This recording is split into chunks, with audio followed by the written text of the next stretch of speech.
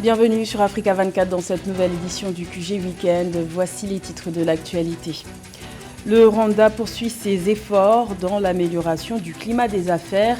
Le pays des mille collines vient de signer un accord avec la Chine pour supprimer la double imposition tout en luttant contre la fraude fiscale.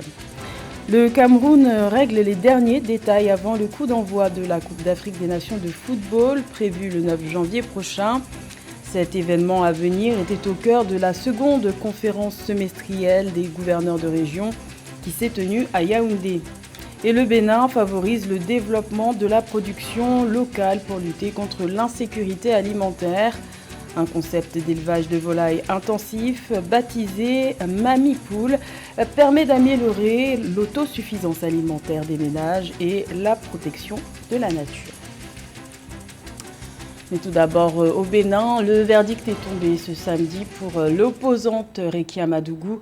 L'ancienne garde des Sceaux a été condamnée à 20 ans de prison pour terrorisme par la Cour de répression des infractions économiques et du terrorisme, CRIET. La candidate recalée à l'élection présidentielle contestée d'avril 2021 avait été arrêtée en mars dernier. Elle était poursuivie pour financement du terrorisme, des allégations qu'elle a toujours niées. Le Rwanda et la Chine ont franchi une nouvelle étape dans leur coopération bilatérale. Les deux pays ont signé un accord sur la suppression de la double imposition. Cet accord doit permettre de réduire les charges fiscales des investisseurs des deux parties, de renforcer les liens commerciaux et de lutter contre l'évasion fiscale. Le point avec Marie-Raphaël Antolo. Le Rwanda signe avec la Chine un accord sur l'élimination de la double imposition en matière d'impôts sur le revenu et la prévention de l'évasion fiscale. Selon les clauses de l'accord, ce consentement permettra de réduire efficacement la charge fiscale des contribuables investissant dans l'un ou l'autre pays.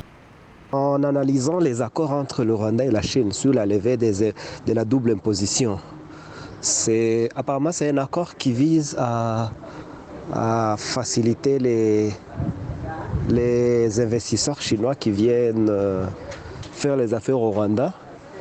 En pratique, ce qui existait avant, c'est que chaque investisseur qui vient au Rwanda, après avoir opéré, fait l'exercice fiscal, il déclare, il paye ce qu'on appelle l'impôt sur le revenu. Selon les autorités locales, les possibilités de fraude et d'évasion fiscale s'accroissent avec la décentralisation des impôts. Elle est également causée par la négligence de certains contribuables. Ainsi, avec ce partenariat, les autorités rwandaises espèrent pouvoir améliorer les capacités de l'administration fiscale et renforcer le système de prévention de la fraude et de l'évasion fiscale. À mon avis, ça c'est un accord qui peut promouvoir les investissements étrangers de la Chine vers le Rwanda. Mais dans le long terme, je pense qu'il faudra revoir ces accords parce qu'à un certain niveau, il y a perte des taxes parce qu'il y a les privilèges qui sont donnés aux Chinois par rapport à d'autres investisseurs étrangers. D'après le ministre rwandais des Finances et de la Planification économique, le pays est prêt à se donner la main et à travailler avec la Chine pour approfondir davantage la coopération pratique en matière fiscale. Ceci en vue de promouvoir le développement des relations économiques et commerciales bilatérales entre les deux États. Également dans l'actualité, le 60e sommet des chefs d'État de la communauté des États d'Afrique de l'Ouest, CEDEAO, s'ouvrira ce dimanche 12 décembre à Accra, au Ghana. Les discussions devraient notamment être concentrées sur la situation du Mali et de la Guinée, deux pays dont l'adhésion au groupement économique sous-régional a été suspendue depuis la prise de pouvoir par les militaires. Dernier préparatif au Cameroun avant le coup d'envoi de la Coupe d'Afrique des Nations de football qui se tiendra à partir du 9 janvier jusqu'au 6 février 2022. C'est dans ce contexte que les gouverneurs de région se sont réunis les 9 et 10 décembre à Yaoundé pour la seconde conférence semestrielle de l'année 2021. Les précisions de Roberto Bogbe. Une Coupe d'Afrique des Nations sans incident, tout comme les fêtes de fin d'année, souvent sujets à beaucoup de débordements. C'est l'objectif que vise cette conférence semestrielle des gouverneurs des régions. À quelques jours de la grand-messe du football continental, le ministre de l'administration territoriale veut accorder toutes les stratégies. En ce qui concerne la situation sécuritaire du Cameroun, je crois que globalement, la situation sécuritaire est sous contrôle. Nous avons encore quelques défis sécuritaires dans le nord-ouest, le sud-ouest, l'extrême nord-est, mais globalement, les choses sont sous contrôle. Le défi majeur au cours de cette conférence semestrielle des gouverneurs de région, c'est l'examination des voies et moyens devant permettre à ces autorités administratives d'affiner les stratégies déjà adoptées afin d'apporter satisfaction dans leur mise en œuvre. À travers le pays, le double enjeu Coupe d'Afrique des Nations fête de fin d'année nécessite une forte implication. Les gouverneurs vont encadrer la CAN. Nous avons dit, tout un chacun de nous devons tous être les ambassadeurs. Le Cameroun est communément appelé Afrique en miniature, terre de promesses, terre d'hospitalité. Ce sont ces valeurs que nous devons promouvoir pendant les 30 jours que dureront la CAN. Au Cameroun, les régions de l'Est, de l'extrême nord, du nord-ouest et du sud-ouest sont particulièrement touchées par l'insécurité, notamment du fait du terrorisme, des conflits de sécession et des violences intercommunautaires. La seconde conférence semestrielle des gouverneurs des régions y met donc un accent particulier. Le Niger reçoit du soutien de la part du Fonds monétaire international. Le FMI vient d'approuver une facilité de près de 276 millions de dollars au Niger. Ce financement doit soutenir le développement économique du pays dans un contexte d'insécurité grandissante au Sahel. Les explications de Mildred Diamo. Le Fonds monétaire international a approuvé un programme triennal visant à soutenir le Niger, assorti d'une facilité de crédit de 275,8 millions de dollars. Sur cette enveloppe globale, 55,2 millions de dollars ont été décaissés immédiatement le 8 décembre 2021. Ce financement devrait accompagner le relèvement économique du Niger face à l'insécurité grandissante et le changement climatique. Ce financement-là va pouvoir permettre de booster la croissance du Niger, qui est un des pays les plus pauvres au monde. En 2021, on estime cette croissance à 5,6%. C'est quand même une chose remarquable. Et on considère que cette croissance pourrait doubler pour 2022, d'où cette aide du FMI qui viendra justement permettre à ce pays-là de pouvoir faire face à ces différentes échéances et surtout à accélérer son développement. Concrètement, l'appui financier du Fonds monétaire international soutiendra les réformes en cours dans les finances publiques du Niger dans le but de lutter contre la corruption, de développer le secteur privé du pays et de stimuler les investissements. Les prévisions de l'institution de Bretton Woods montrent que l'économie nigérienne devrait rebondir en 2021 avec le début des exportations de pétrole par un nouvel oléoduc vers la côte béninoise. Ces perspectives globalement favorables sont toutefois soumises à d'importants risques de dégradation liés à l'aggravation des problèmes de sécurité dans la région du Sahel et à l'exposition accrue du Niger aux effets du changement climatique. Dans le même temps, le pays continue d'honorer ses engagements vis-à-vis de ses créanciers avec de faibles possibilités d'accéder à des marchés des capitaux consistants.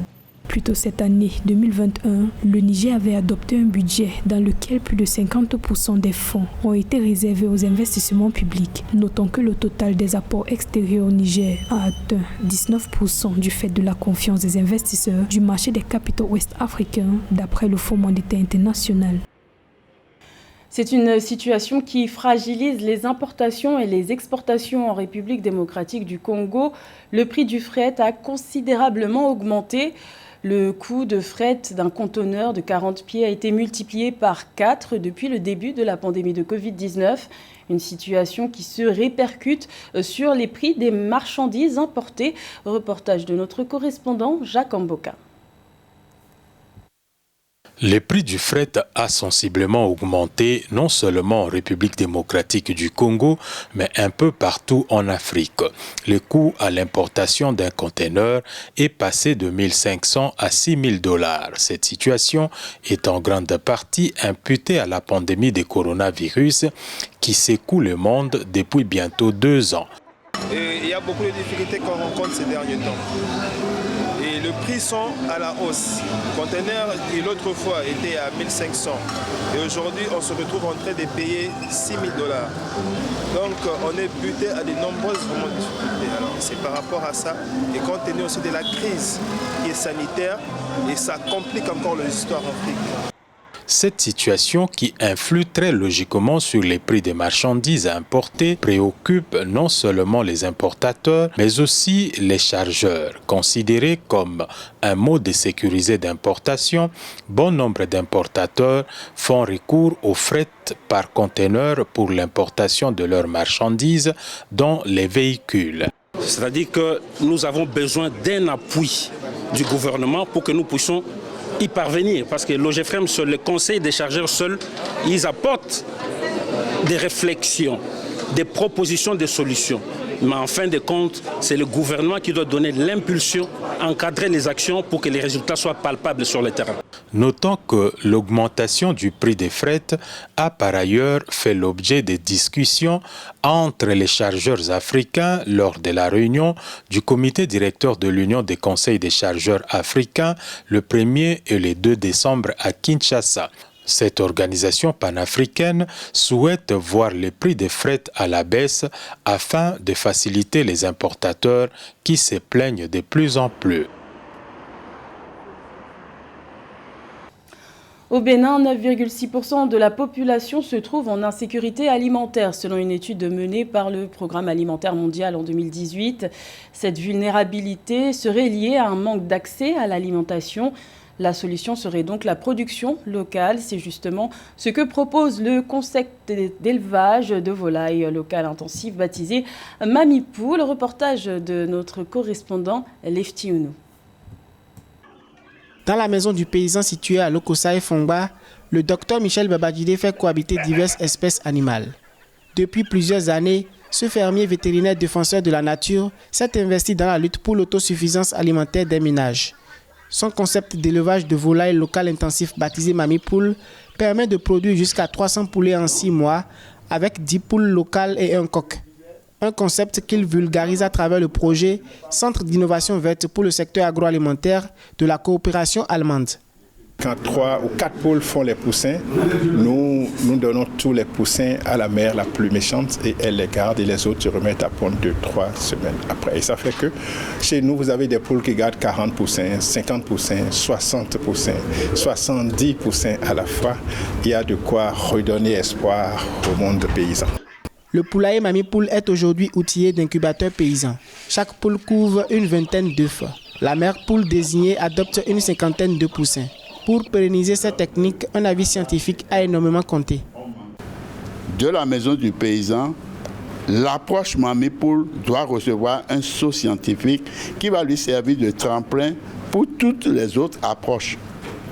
C'est ce que, avec ma modeste personne de scientifique que je suis, j'ai eu à faire. Et là, effectivement, j'ai fouillé partout pour que le document ne souffre d'aucune insuffisance sur le plan scientifique. Le concept Mami Poule a été validé en février 2012 par l'Institut national des recherches agricoles du Bénin. Sa vulgarisation et la diffusion du document technique et d'information qui l'accompagne sont aujourd'hui les défis du docteur Michel Babadjide. Merci. C'était le journal de la rédaction. Merci de l'avoir suivi. L'information continue sur Africa 24.